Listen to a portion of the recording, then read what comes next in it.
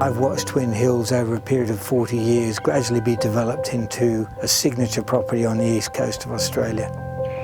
It doesn't really lack anything. The stable facilities that Mike Willesee put in here, the Howard Tanner designed yearling complex, the stallion complex down the bottom, they're all state of the art.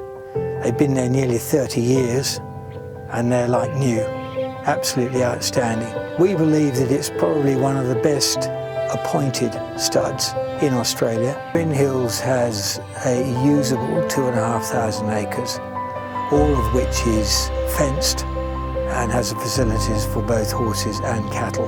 The fencing has been almost completely upgraded to get it to the standard that all Godolphin properties have to be at for Sheikh Mohammed's requirements. Southwestern New South Wales has always had a place, a prominent place, in the breeding of thoroughbreds nationally in Australia and in the state. The reason for that is the landscape. Cootamundra has got a lot of undulation. It grows great trees, which is a thing that stud masters are always looking for. We can run a herd of breeding cattle here as a supporting role for the horses, which we do. It's free draining land. We get a 26 to 28 inch rainfall a year.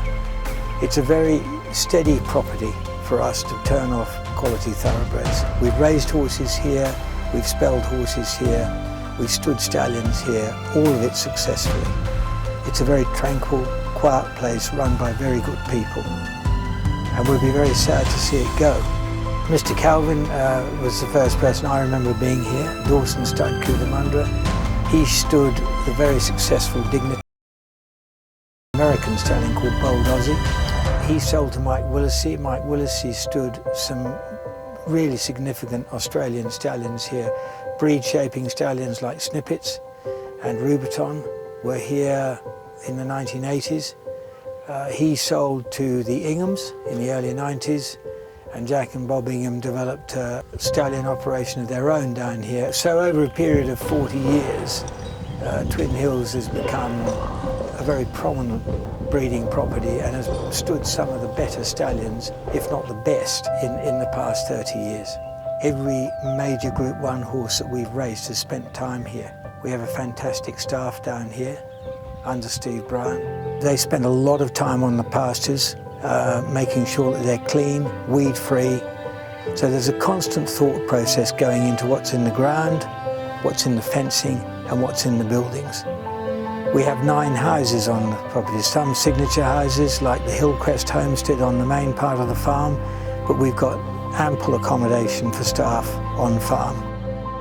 Cootamundra has a long history. There have been horse farms down here for 150 years.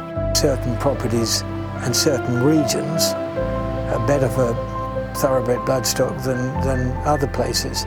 In New South Wales, the Hunter Valley and southwestern New South Wales have always had a very special place in the thoroughbred world because of those qualities. It has always had a diverse farming culture with all breeds of animals, cattle, sheep, horses, and it's been a vibrant industry here for well over 100 years.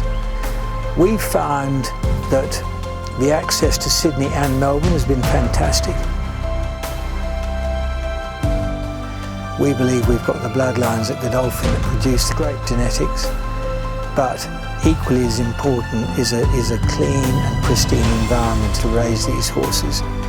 Again, there are only certain parts of the world and there's only certain parts of Australia that have that environment. We believe very strongly where we are based in Australia, we have that environment, and Cootamundra is very much part of that.